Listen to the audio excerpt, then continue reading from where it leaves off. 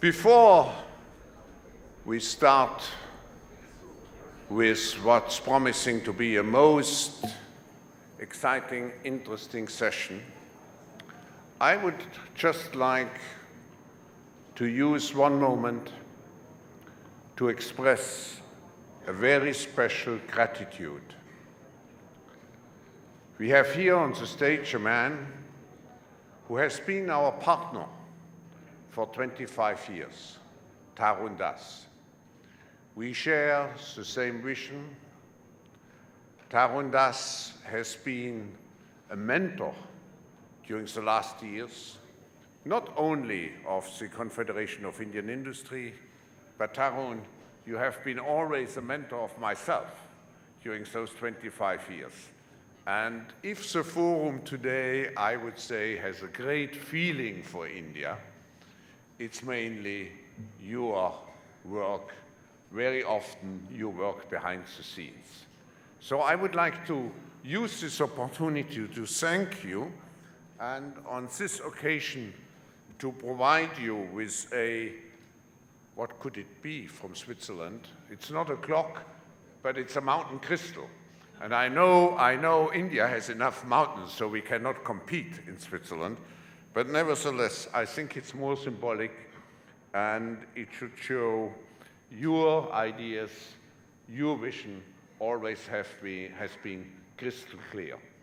And even if you are not anymore the chief mentor, we know you will play a major role in India, to continue to a major role.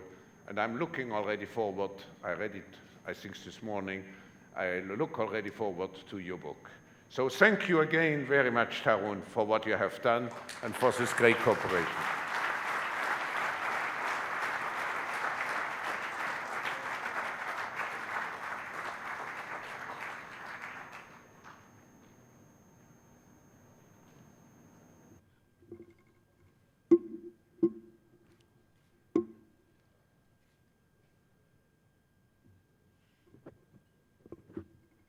Now, what could be better as an aspiration for India than to get that crystal clear? And a beautiful memento from Klaus Schwab. Thank you very much, World Economic Forum. Ladies and gentlemen, for this last session of this first day, we started with outstanding person, the Prime Minister of India, Dr. Manmohan Singh, and we are ending the day with two outstanding people, two outstanding minds, thought leaders, knowledge leaders, both, ironically, strangely, curiously, based in the US. I don't know what the message of that is. One in Chicago, and one in God's own country, San Diego, commutes to Ann Arbor, Michigan. C.K. Prahalad, contributions to India, to Indian business, to Indian entrepreneurship have been significant.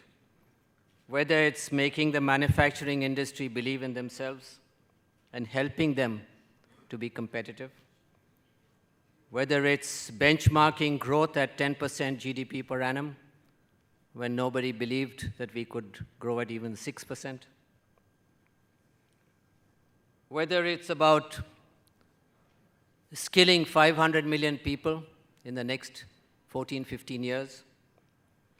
He's always been a thought leader, and more than that, he's helped people to find a way to do it. So it's very easy to say what to do, but pretty tough to say how do you do it. Raghuram Rajan chaired a major committee for the Indian government on financial sector reforms. He is, and I have confirmed this with him, he is the honorary economic advisor to the Prime Minister of India, which means doesn't get paid for the work he does. He visits here regularly. um, puts in proposals and helps our economic and financial sector policy-making process. So both of them resident abroad, giving time voluntarily in an honorary capacity to India, to India's process of evolution. And so therefore, students of India, engaged with India, I think great people to turn to talk about India's next aspiration. Is it about growth? Is it about governance? Is it about the social infrastructure which you talk about, education, health? Is it about the physical infrastructure? Is it about climate change? Is it about technology? Or is it about all of these and other stuff? So let me stop now, pose some questions. They're free to say whatever they wish, and then we will come to you so that it can be a very interactive session with your participation, your questions, and your comments, and of course, brief comments, not long speeches. I'm going to start with CK and then turn to Dr. Rajan. CK, the floor is yours. Thank you very much, Tarun, for that introduction. I am very, why not I just go here? For sure this will work. I'm just delighted to be here and also honored to be here to share with you one person's view of what India can be. I'm going to do it in a couple of steps. First, I wanted to outline the core principles of thinking about India in the future.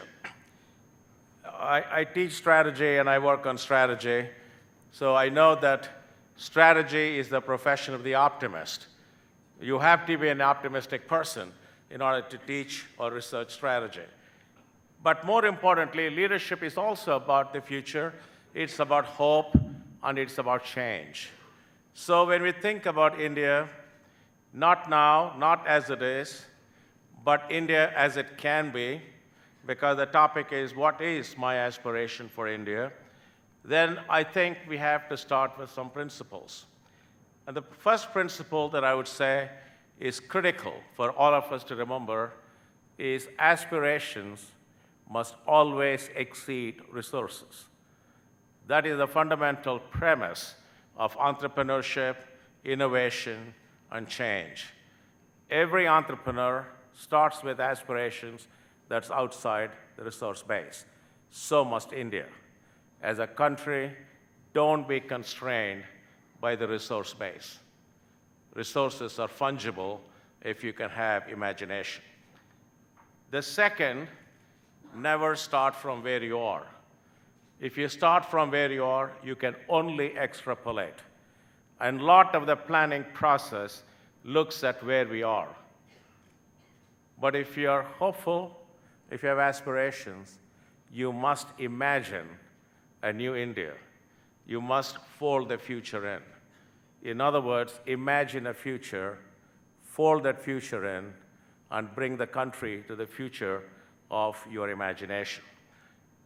Third, no country has tried to do what I'm going to suggest India can do. So you cannot benchmark best practices.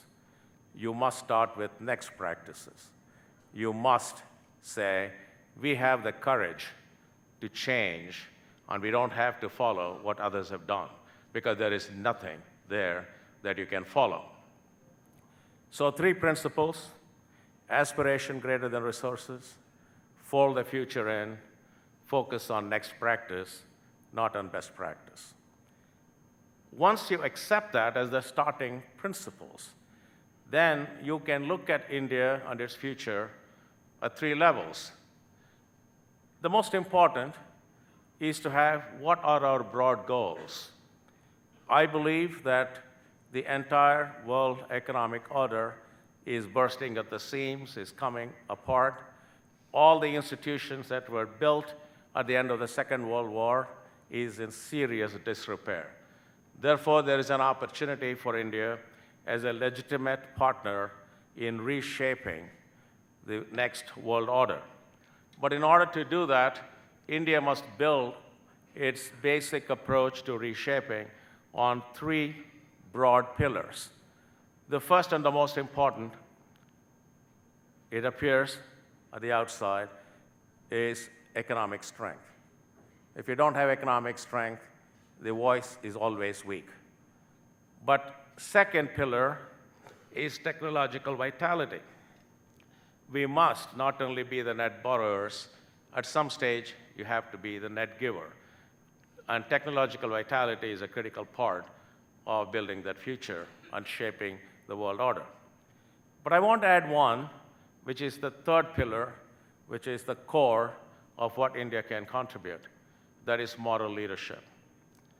Economic strength and technological vitality are critical components. But if you just focus on those two, which we tend to do very often, then we miss the whole point on how to shape the world order. Nazi Germany, fascist Italy, Soviet Union, all of them had economic strength and technological vitality, but they failed. Moral leadership is a very important, integral part. So my first aspiration for India is to have its say and its rightful role in building the future institutions of global governance and global commerce and global citizenship based on those three pillars. So if we start with that approach, what can India look like? And I had the privilege to concretize my thoughts when I was asked 2 years ago to look at India at 60. I took the attitude, we know what happened in the first 60 years, good, bad, and the ugly. No point in going and revisiting, let us celebrate and get on with it. So I decided to talk about India at 75. That gave me a focal point to look at what India can be. And I'm going to argue that the India at 75 can look very different if you can imagine that future. So bear with me when I tell you what the India at 75 can look like. First, India has 200 million college graduates. Not just all engineers, arts, sciences. There's only 16% of India's population. 500 million skilled, trained workforce. That, I think, is going to be an extraordinary contribution, not just to India, but to the rest of the world. As Europe ages, Japan ages, and United States is multimodal, but still aging, we need people in the knowledge economy. And India, with a very young population, huge demographic advantage, can provide skilled workforce trained at world-class levels and available to the rest of the world, not only for India. So my first starting point is, here is an India which is very well-educated, well-trained, and not only a resource for India, but for the rest of the world. Of course, underlying this is universal literacy, because without that, this cannot happen.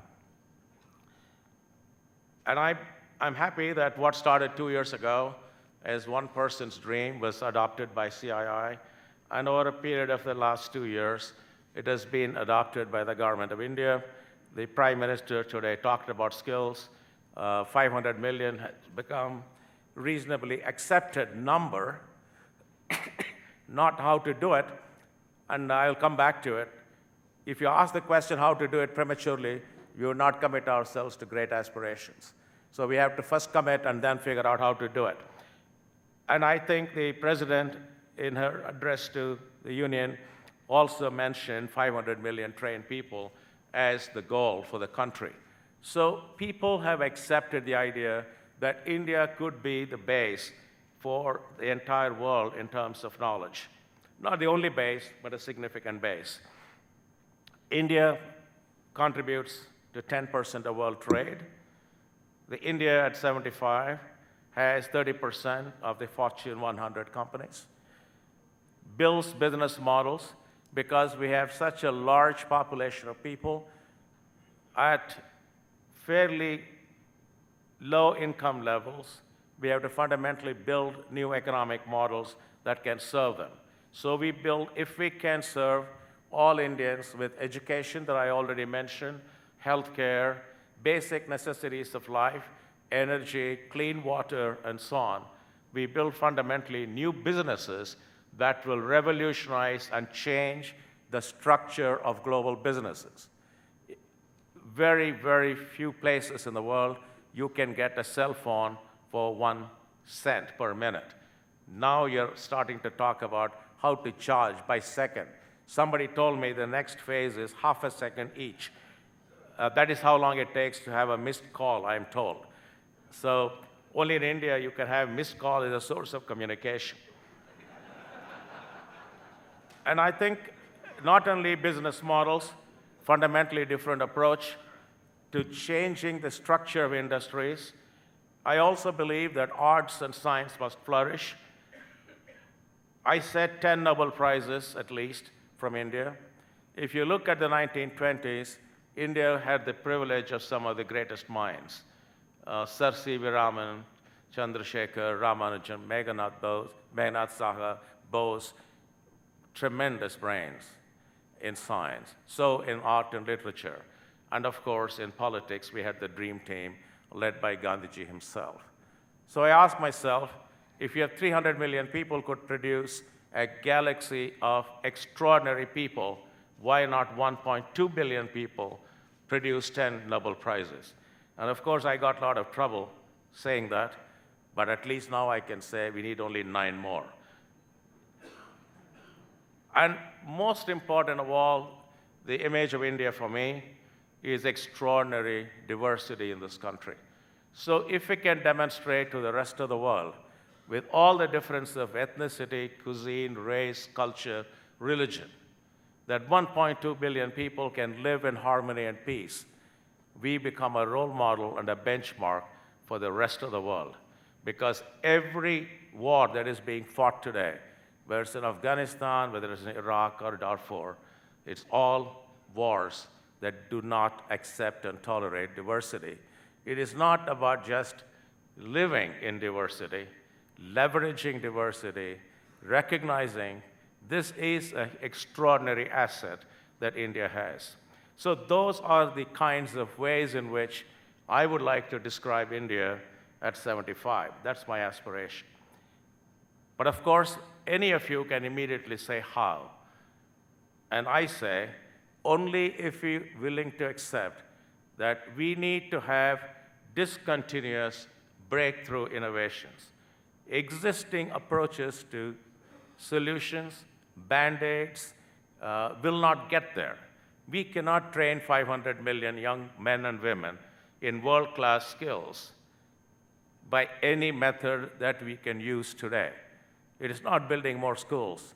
It's not trying to train more teachers. It's fundamentally revolutionizing the way we think about not only delivery of education, but how to test and how to verify quality standards. So we have to innovate all across, and that is the core.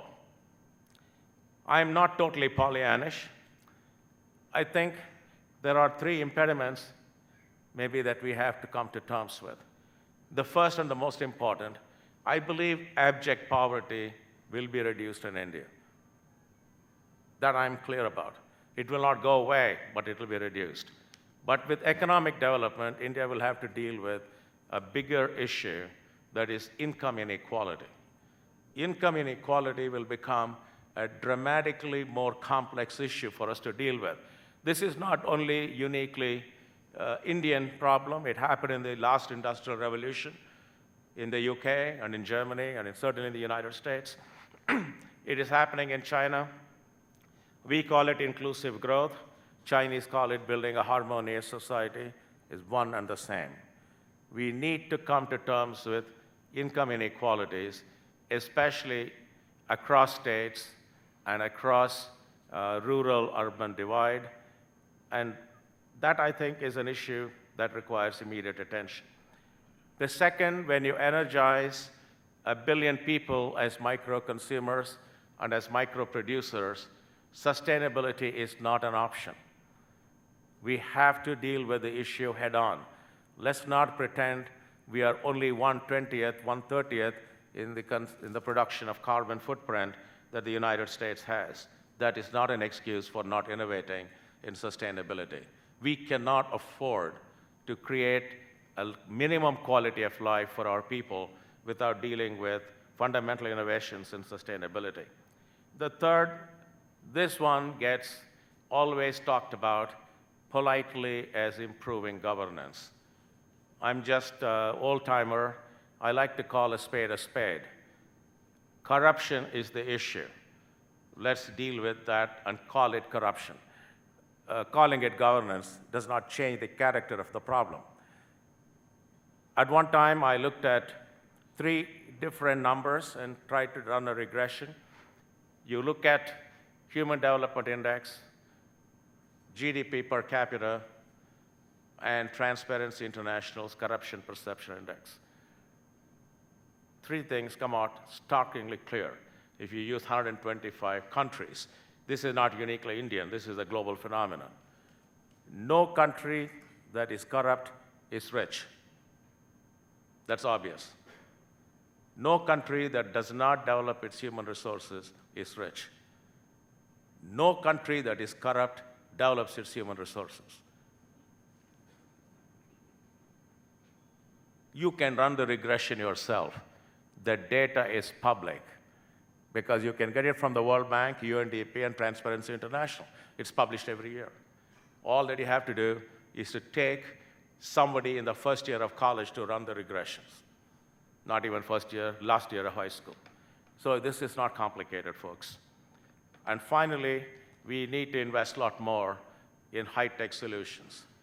For once, the cell phone, hopefully, has convinced all of us, let us not go back to the days of affordable technology, which is a code word for old, tired technologies. We have to be at the cutting edge of technology solutions if you want to innovate for the poor. And that is a counterintuitive idea, and BOP, in the bottom of the pyramid, demands, requires, deserves the most sophisticated solutions because they need the scale.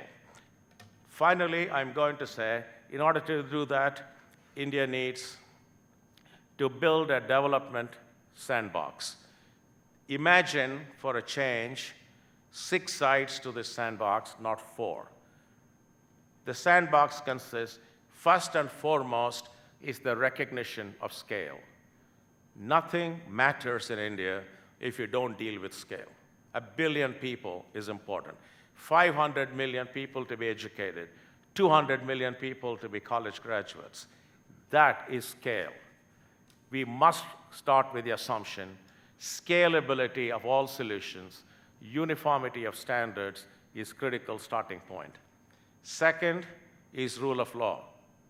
Individual rights, not only group rights.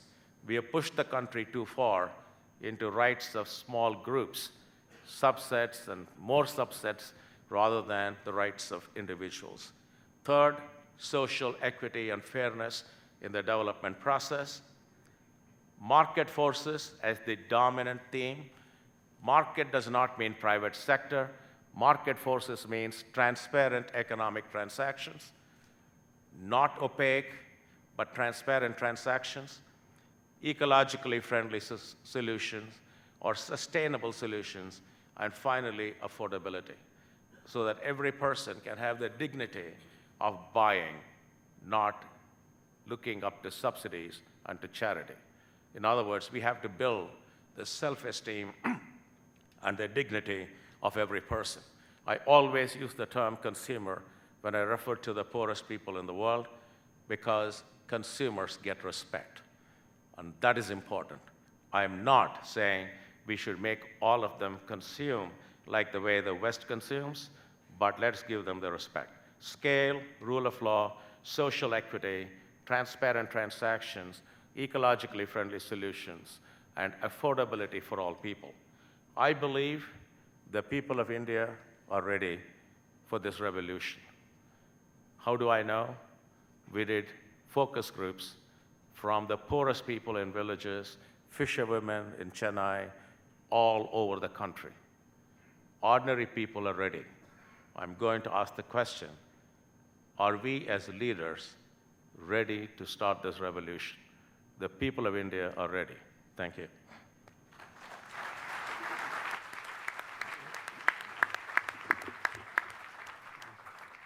Thank you, CK.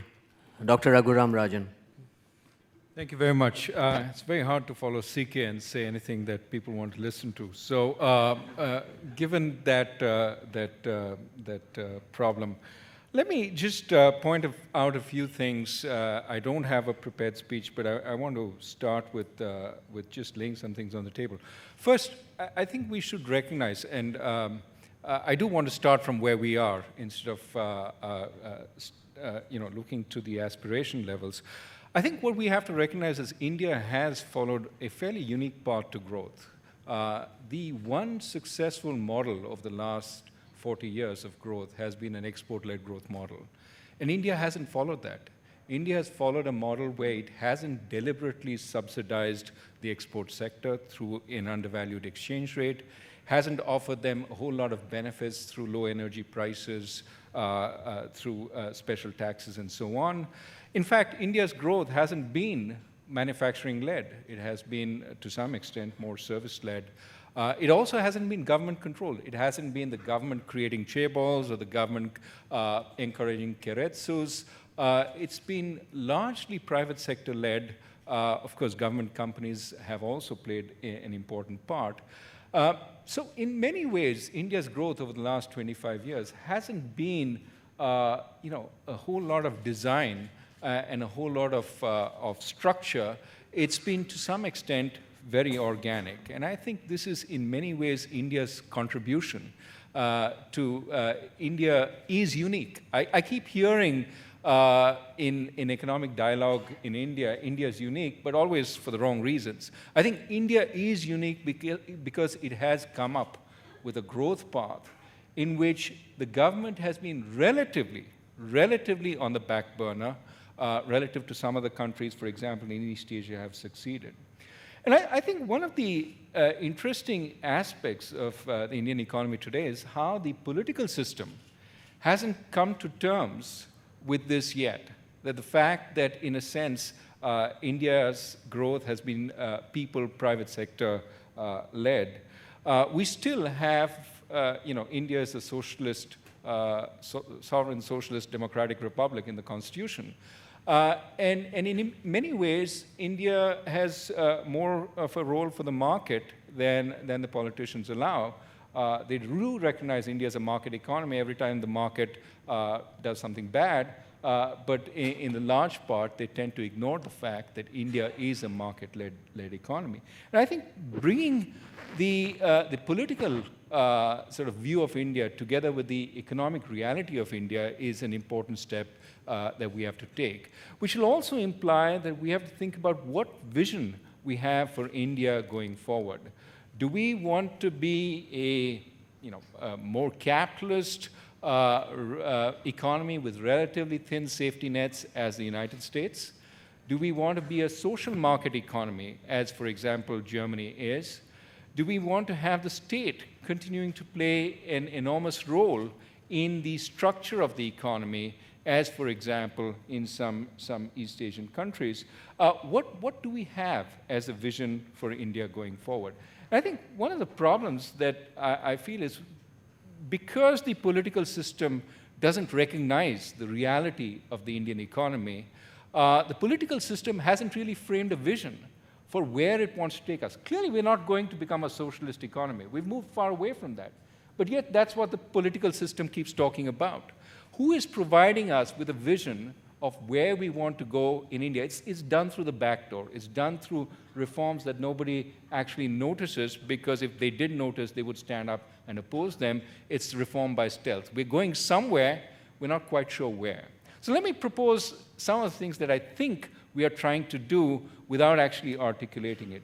It seems to me that we are going towards a regulated market economy. So not a law of the jungle, but a market economy with appropriate amounts of regulation.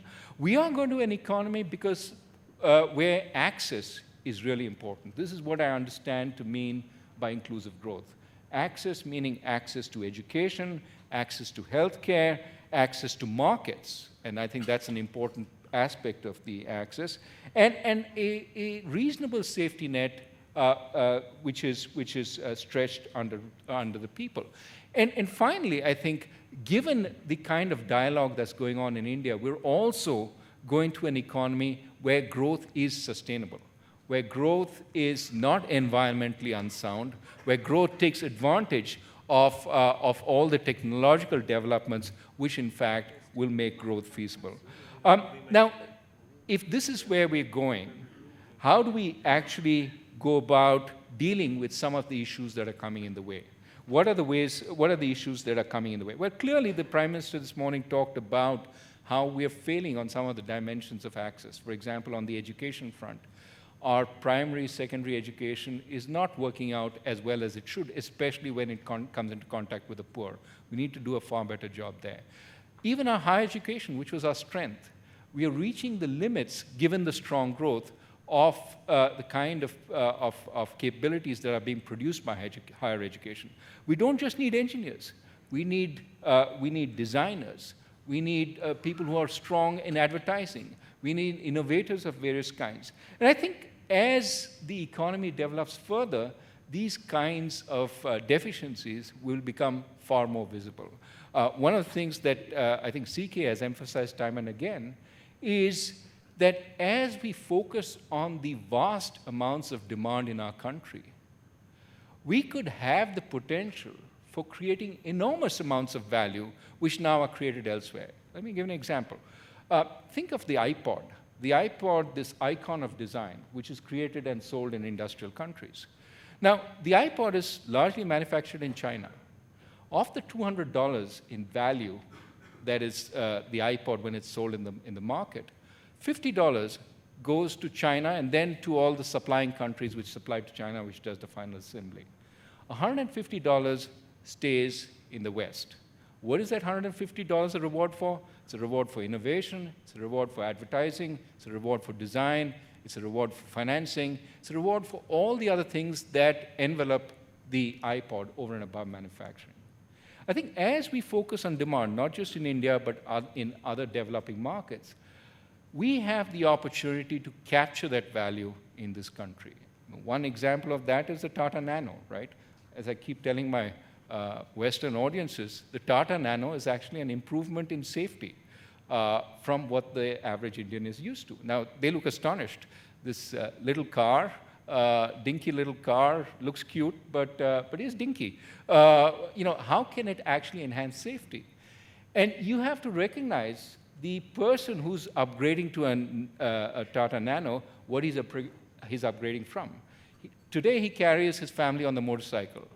The first son sits on the petrol tank, second son sits between him and his wife. The wife carries the daughter, so there are 5 people going on the motorcycle.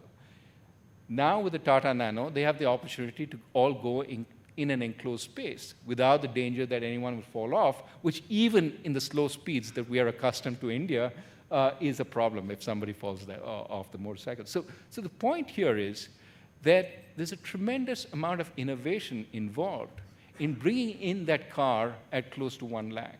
And it's innovation which recognizes the very needs of the people here.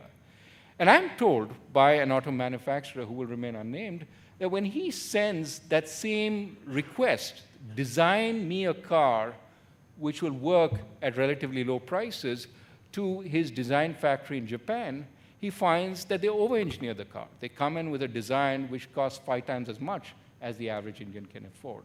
And so in order to get the engineering and design done, he has to go to his Shanghai office or to his Bangalore office to get the appropriate design. The point I'm trying to make here is that there is tremendous opportunity to create the kinds of products that, in fact, our people need, and not just our people, people in Africa, people in the Middle East, people in emerging markets around the world. But to do that, we have to create the capabilities in our people to provide that kind of service, which means higher education of a variety of kinds, which means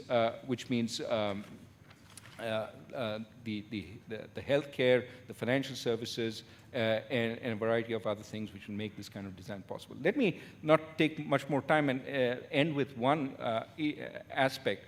You know, as we do all this, as we become a more important economy on the global stage, we also have to alter how India engages with the world.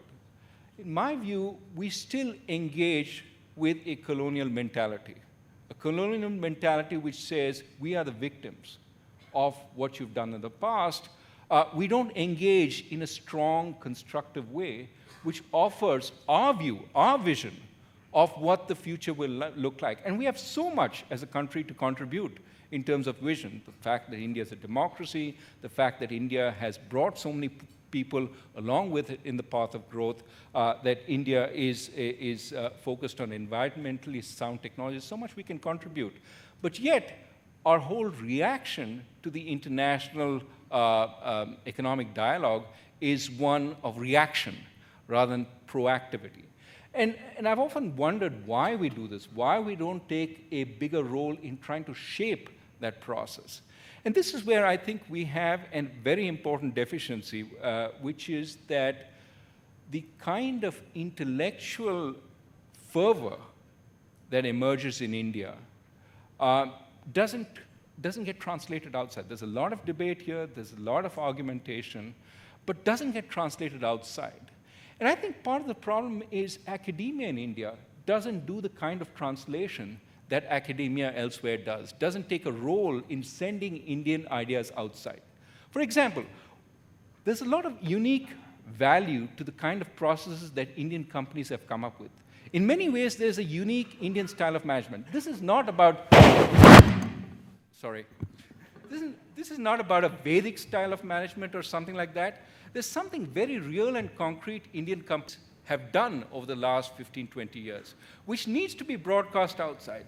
It includes, amongst other things, Indian companies are extremely adaptable. They have learned to deal with uncertainty. They have learned to try and innovate out of problem situations. They've tried to work, as CK says again and again, with a population which is at very low incomes but still cares about value for money. Lots of things that can be learned from the outside. But we need to communicate this. We need to talk about what Indian management means. It doesn't seem to me that we have articulated what it means, in part because it doesn't seem to me Indian academia has stepped up to the plate to contribute its vision. Similarly, in terms of global warming, in terms of climate change, where is India's position on this apart from reaction? I mean, when I worked at an international organization, it seemed to me again and again, all the ideas for change came from industrial countries. They put the ideas on the plate. It wasn't that they had the votes. It was they did the thinking and put the ideas on where they wanted to go. And the emerging market response, not just India, was often one of reaction. Oh, we don't like that, we don't want that, we don't want this, we don't want that, but never an alternative. And it seems to me it is high time that if we are going to become one of the big economies in the world, we need to match that with intellectual prowess. This is why I say people who say India is outsourcing 150,000 students a year, not a big deal because they're getting educated in the best institutions in the world, I think that's a problem. That's a problem because we're not creating the educational institutions in India which will create the academic human capital, which then will then allow India's worldview, which exists in India, to propagate more widely and be known and have influence. So I think it's important that we think at the same time as we actually have economic influence, that we also have intellectual influence. There you are. You've got two very, very different perspectives, complementary to each other. Lots of ideas for you to bite into. Who wants to start? A name, please, and again to repeat brief. The mics will come to you if I can see your hand, or are you all completely... There you are, one courageous person to begin. Your name, sir? Yeah, my name is Vivek Mansingh. I'm from Delhi in India. The question is to both of you. We take a lot of pride in our democracy, rightly so, but we also see corruption as a big problem. we somehow ignore that they are linked in Indian system. And unless that can be delinked, we can't really get rid of corruption. It's all one circle, vicious circle. In Aspiration, how do you see this problem getting resolved next 15, 20, 30 years? Thank you. I want to take a couple of more questions so that we can field, 2 or 3 at one time. And yes, sir, right at the back. Mike, coming to you. Hi, Sachin Dogal here from Niveo. There's often an impression that India has some of the best middle management in the world, but it's also linked with the fact that people believe that we let issues become problems, and hence we have the best middle management, and we never solve them at an issue stage. What would you feel is required from an India's aspiration point of view to solve that, so we solve things at a button and not let them become problems? One more. Gentleman Yes. here. Excuse me. Can I, out here, this on the right side of the room. We'll come back to you, sir. Okay. Hi, my name is Aaron Pereira. I've got a question about this idea about intellectual prowess and the kind of thought that India has provided in the world before, different perspectives that it could have used while providing its own form of leadership. India has done that in the past with its non-aligned strategy in the Nehru era. And I'm wondering, looking at the kind of approach that India took, which was different than many other groups in the world, how would you see this kind of, why do you think it stopped? Why do you think that there wasn't a continuation of that kind of thought? How could that be reignited? And how would you see it being different as well from what's also available right now on the world stage? Yes, sir. Last, and then we'll go for answers. Yeah, my question is to Dr. Prahalad. You mentioned about next practice for India. I was keen to get an example of next practice, 3 examples, one on the economy, one on education, and one on medical facilities. Thank you. Okay. Raghu, would you like to start with any of these, and then I'll go to CK? Sure. Let me take up 2. One, the issue of corruption, and the second was on intellectual contribution. I mean, I do think corruption is a problem, of course. I think it has, certainly at 2 levels. One is the industrial scale corruption that takes place when allocating telecom licenses or in land deals. And I think the problem there, to my mind, is one, of course, the loss of revenue to the state. But the second is actually the concentration of wealth in hands that are not necessarily the most efficient, which ultimately comes back to restrain the growth of the economy. So, for example, I mean, I think my friend Jan Sinha did this study. He looked at billionaires per $1 trillion of population. And he found that India had the most billionaires per $1 trillion of population, except for Russia at that time. I think with the collapse of the Russian stock market, India is probably the highest billionaires per $1 trillion of population. Now, having billionaires is a good thing, if in fact the billionaires have come by their billions through hard work. And clearly a lot of our software billionaires have done that. But what he also saw was that many of the areas where our billionaires have made their money have been areas where proximity to the government was important.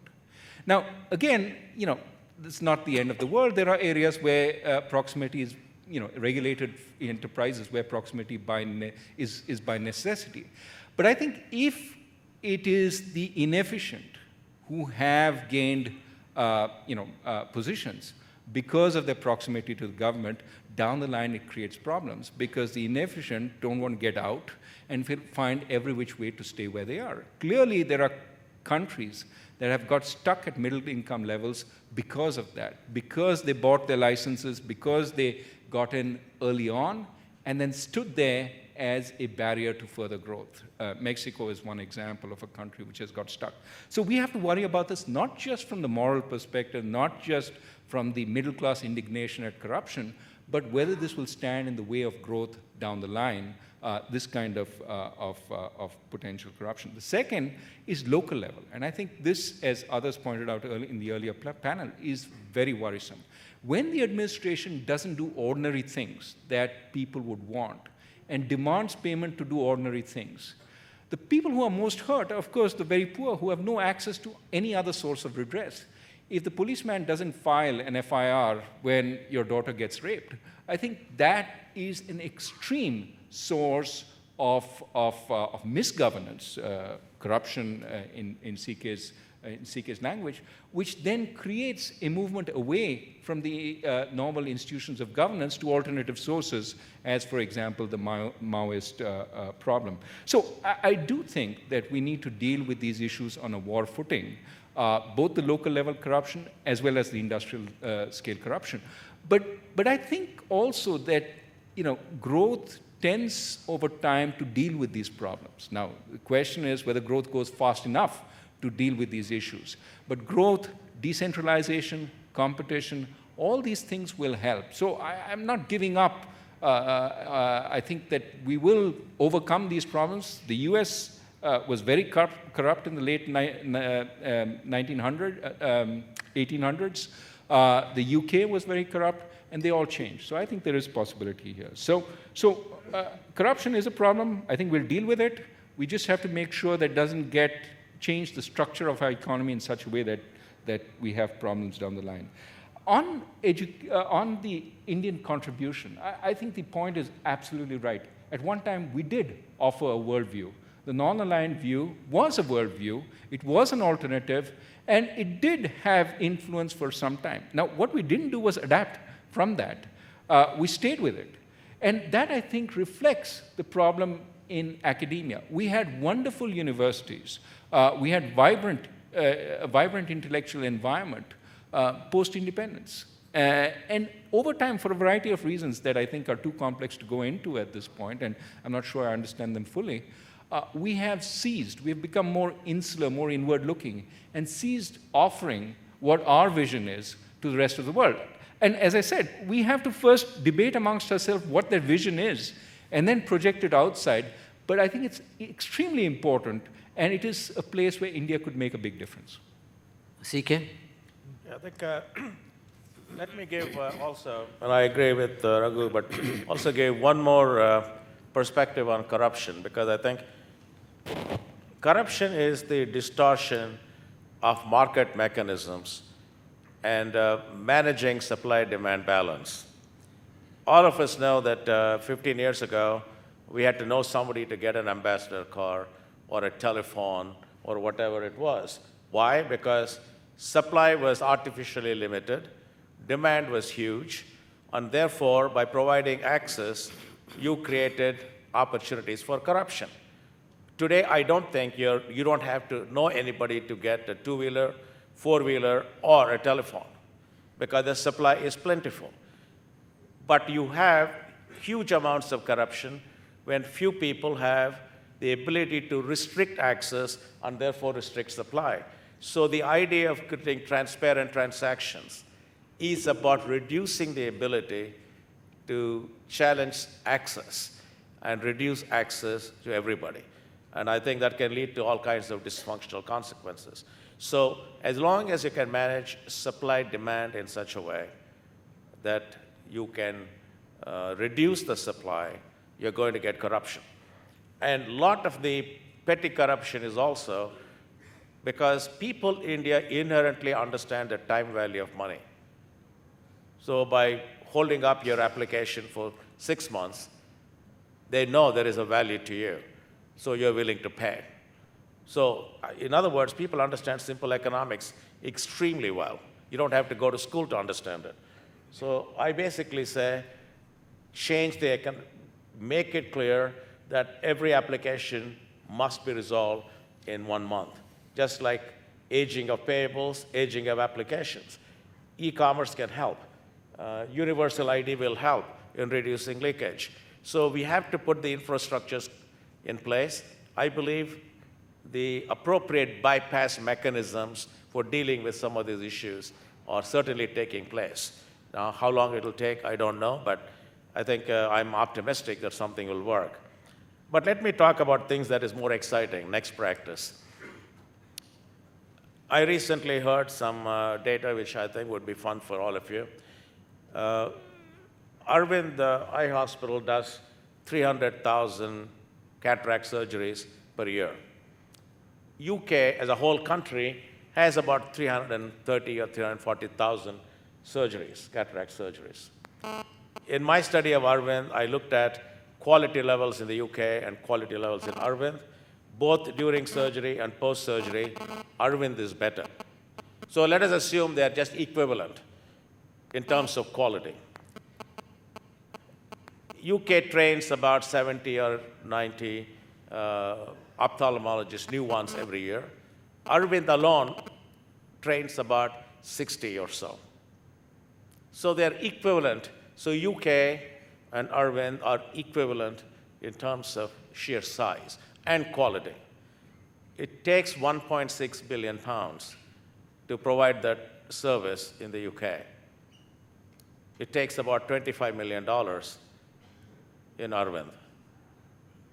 That is next practice, if you wanted to get an example.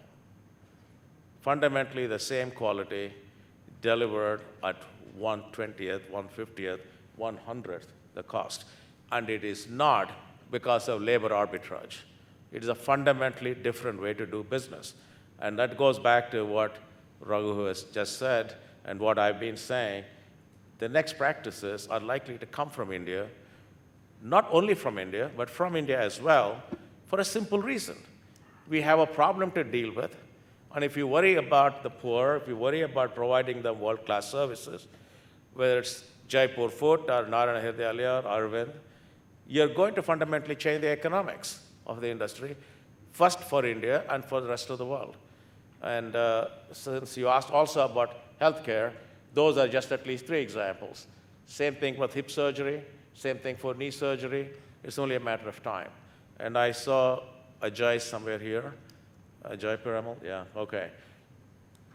Let me give you one more, and then, because I think it's important for us to recognize that there is an opportunity for innovation here.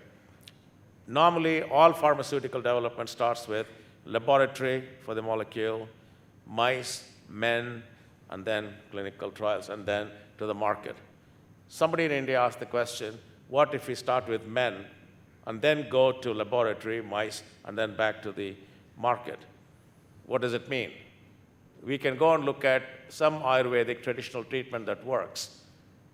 Try to understand why it works, apply the clinical methodology to understand why it works, take the active ingredient back to the laboratory, go through the entire clinical trial process, and then suddenly you find you can develop drugs for $50 million, not 500 million, 1 billion. So it's called reverse pharmacology, and I think, Ajay, you folks are involved in it as well. And psoriasis is ready for release. And cardiovascular, cancer, other drugs are being developed in a similar fashion. Is that right? Okay.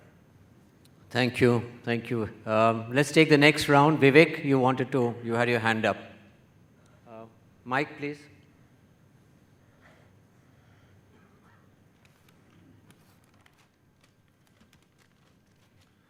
Dr. Prahalad, there can be no disagreement that you need aspirations to succeed. And the construct is inviting. But when you look at the Indian Constitution, you look at the Indian national movement, wasn't that an aspiration? You look at the directive principles of the Constitution, all the aspirations are enshrined there. It's not that we haven't dreamt. I think somewhere the enabling frameworks have collapsed, have not worked properly.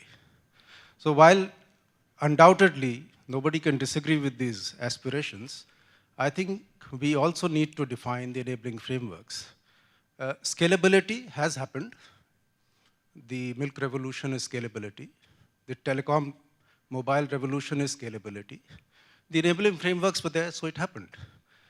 But in many of these things, I think while next practice is important, some past practices are also equally important. Leadership, for instance.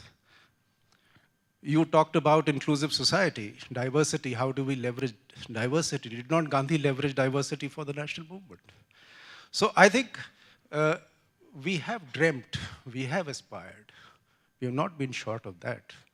Jawaharlal's speech at the stroke of the midnight hour was an aspiration. And maybe the institutions that he built did not deliver to the extent. So I think the enabling frameworks, and that's my point. But one area where I think where India can, and that is an exciting premise that you put forward, when Raghuram said that we did talk about non-alignment, we talk about disarmament, there was a vision, but we did not have the economic strength or the power to actually, in the global power structure or the Cold War order, to take that forward. Perhaps today we have an opportunity.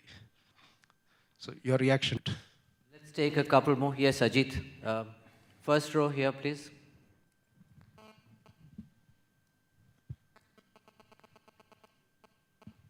Ajit Gulabchand from India. Amongst the problems that we discussed here, one is about corruption and the other is about leadership. So, when we discuss both these, when I talk of leadership in terms of business, in terms of scientific achievements, in terms of all kinds of things, yes, there we are seeing it. But we need a certain element of political leadership, which is required to get a lot of things going. Because much as we might think of other kinds of, we do need some opening up reforms in order for lots of things to happen. So I would like to ask this question to Professor Prahalad. How would you look at corruption? Let's not go India 75, go a little further and fold it back and see how it's going to be achieved. And similarly, how are we going to see what kind of political leadership do we see 20 years from now and fold it back to make it happen? Okay, one more question before we, gosh, so many hands up. Are there any non-Indian hands up? All Indians. Any non-Indian? Yes, sir. You have preference. Over here, please. First row. First row. Quickly, come on, run. Dr. Prahalad, Emmanuel Stoimenos from DPD, India and United Arab Emirates. Just hold your mic closer. Okay, is it better? Okay. One question, you seem to be against affordable technology. And actually, to put new technology, you need a huge amount of investment. You showed an example of the opposite. But right now, is it not better to use affordable technology instead of huge investments trying to make new innovations? Could you elaborate a bit on that? Thank you. Okay. Is there one more question from someone, a non-Indian? Yes, sir. On the fourth row, fourth or fifth row here. Gentleman with the glasses. Yes, Rafael Giltienda, Marshall McLennan, personally from Spain. I'm curious on practical basis on means to eradicate illiteracy. What practical things really can be done in the next 15 years as we turn 75 here? CK? Okay, let me take the easy ones first. Affordability and advanced technology are not the same. In other words, affordable technology does not mean it's therefore right. I can give you example after example. Take, for example, the cell phone. Advanced technology solution using exactly the same that you'll use in Europe, the same Nokia phones, same Motorola phones, same base stations, LM Ericsson, Nokia, Siemens, or Nortel, but providing affordable solution through business model innovations, less than 1 cent per minute, so everybody can afford it. That, I think, is key. Using the same digital MRI and CAT scans, but making it 1/50th the cost to deliver the solution. If you go to Arvind, the technology used is no different from any place in the world, but the solutions are delivered very differently. So affordability and high tech are not either or. I think they're only the two sides of the same coin. That is somewhat counterintuitive. Second, don't bring technologies to deal with scale that are not scalable solutions. And I think lots of times the so-called old technologies do not allow you to scale. Let me give a simple example. I can get an X-ray with film, old X-ray, analog, or I can get digital. Digital X-ray costs more money, but the variable costs are almost zero. But if I buy the old machine, the capital costs are low, but variable costs of film processing is extremely high, storage costs are high, and it cannot be digitally transmitted. So you learn very fast. If you deeply understand poverty, if you deeply understand affordability, you will go for a very different technology solution. Okay?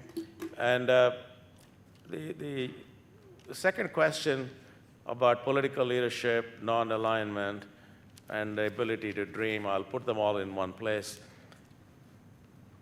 I think the last time we had a national dream, not international position, national dream, was Purna Swaraj. Complete freedom. I think that was 1929. We have not had a battle cry equivalent of Purna Swaraj ever since. That, I think, is our failure of leadership. I think Nehru provided a very interesting perspective on the possibility of collecting emerging countries into a unified bloc because our interests were aligned. But I agree that it did not get transformed. There was no second round of leadership that had a worldview that was well educated. So I believe that our leaders have become so internally focused, not even India focused, focused in states, focused in local districts, and the politics of the states, that we do not even have a perspective on what may be happening in the rest of the world, and therefore what India's position can be. So I think every time you say we have the ability to dream, think of Purna Swaraj. And I think we don't have anything equivalent. Maybe there is, but I don't see it. And finally, I would say, India responds to leaders who are seen as selfless. You give me 5 people who are selfless, who have the stature, India will follow. It's not any complicated, more complicated than that. But if you've seen them as totally oriented towards themselves and their positions and their power, then you do not have, the so-called leadership and the people are disconnected except during election time. But that was not true during the independence movement. They were always connected. And that, I think, is what we need again. Raghu. Yeah, let me just take the last question because I agree with everything that CK has said. Though I'm not sure, maybe Gandhiji certainly had a vision, which was little post Purna Swaraj. But I do think that I mean, I completely agree that our politicians are very hesitant to put down a vision. It's not that they don't have one internally, but I think they fear in many ways that when they do articulate a vision, there will be many parts of the economy which will not subscribe to that.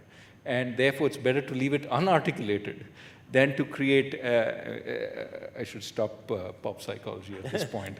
But it is actually an interesting question why we haven't had more articulation of what that vision is. I just want to take up the illiteracy question. I mean, it seems to me that India actually has done a lot in getting people into schools. Nowadays, we have almost, I think, close to 100% of the children getting into schools. The big problem India has is keeping them there. And unfortunately, a lot of the issues have to do with the quality of teaching. That if the teacher doesn't show up, when they show up, they don't teach half the time, and they don't provide anything that the student feels is interesting and useful, the dropout rate is considerable. parents take their children out of school because they don't think they're learning anything particularly effective. They may as well do work at home. So I think the dropout rate is what we need to focus on. And in order to focus on that, we have to improve the quality of teaching. And unfortunately, I think the bulk of the lack of teaching or the poor quality lies in the government schools. Not all over the country. There are extremely successful states as far as government education goes. Unfortunately, it's the weaker states, the states with weaker institutions, where in fact the government system is also failing. And so that is holding those states even further behind. The private school system is providing alternatives. And this is why I think, hopefully, that as that gains momentum and that as they gain more support, hopefully from the government, that we will eradicate illiteracy more widely. We have 5 minutes left and about 20 hands up. So I thought that I would be equally fair to all by not inviting any of them to ask a question. And I will ask the last question of you, because I have an aspiration for India, and I want to know how you two feel. How do we get there? The private sector in India has come of age in terms of competitiveness and confidence and globalizing and, in the words of Rakesh Mohan, not whining anymore every time tariffs are cut. They are, maybe I'm exaggerating, they are like an engine of growth, maybe not the engine of growth, but an engine of growth and development in India. And many people sitting here are from the private sector, perhaps most. But they don't have the trust of society. They are not respected in society. Their image is still the pre-licensing period image. The image is of exploiters. This issue of inequality, which you referred to, CK, the issue of that maybe they live ostentatiously, maybe they pay themselves too much and pay others too little. These are perceptions, may not be fact, I don't know. Can I have an aspiration that the private sector will be trusted in India, will be respected in India, and how do we get there? Raghu, you want to kick off first as the young man on the block? Far be it from me to advise the august people in this room. I mean, I do think it is an issue which has actually, I think you will recognize, become much better over the years. There are many icons from the private sector that many young Indians want to emulate, and I think that's good news. But I think to some extent this goes back to the problem that we both have been talking about, which is the failure of political leadership. We still argue for every solution, we argue from the perspective of public sector-led, government-led solutions, without recognizing that the private sector in many situations, the NGO sector, is providing enormous contributions in these areas. And I think it's important for politicians to actually recognize this in their arguments.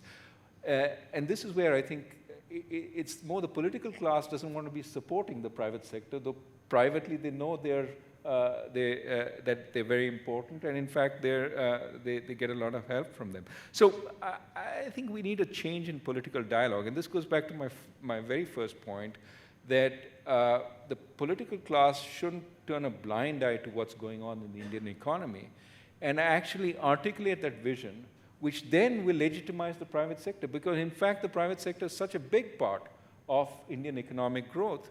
And when they can say, yes, there are all these people who are leading us, who are creating these wonderful new companies which are holding forth on the world stage, I think more and more Indians will feel, yes, the private sector is not a bunch of, guys who've got bought their licenses, etc., but in fact adding serious economic value. So ultimately, I think it boils down to the political impetus. To his credit, I must say Dr. Manmohan Singh does just what you say. I think he does that. CK? I think there is a need for private sector to rethink the social compact that they want to build, because businesses operate with social license. And I think we should never forget that if the social license is lost, then all that you'll get is a lot of pain. You can see what's happening in the United States. In financial sector, the social license is in tatters. People don't believe. There is over-regulation and silly regulation as well. So I think social compact is something we need to spend a lot of time thinking about. And if businesses don't pay attention to issues of income inequality, issues of social justice, issues of fairness and due process, I think we'll pay a very heavy price. And certainly, India, in this current stage of development, does not still recognize the difference between honestly earned wealth and not so honestly earned wealth, because it's not clear which is honest, which is not totally honest. And therefore, a little bit more modesty in living standards can go a long way in convincing people that you can be rich legitimately, but you don't have to flaunt it too much. And I think flaunting of wealth also did Wall Street in. I think society will take it up to a point. Beyond that, I think you're going to have a problem. But I still think that the debate in the political and also in the media exaggerate the problems and dramatically reduce the contribution that people have made. For example, the fact that 500 million Indians are connected today is as much due to private sector as anything else. This is the first time in human history that we are growing at this rate. So we tend to underestimate the role, but overestimate the problems. And that is true not only in the political group, but certainly in the media. So I think some course correction may be quite appropriate. But I think the leaders of industry may have to become a lot more openly champions of the development of India, not just the success of their companies. And that role, I think, is an important part of the development process. Thank you. Ladies and gentlemen, let's give them both a big hand. Thank you very much.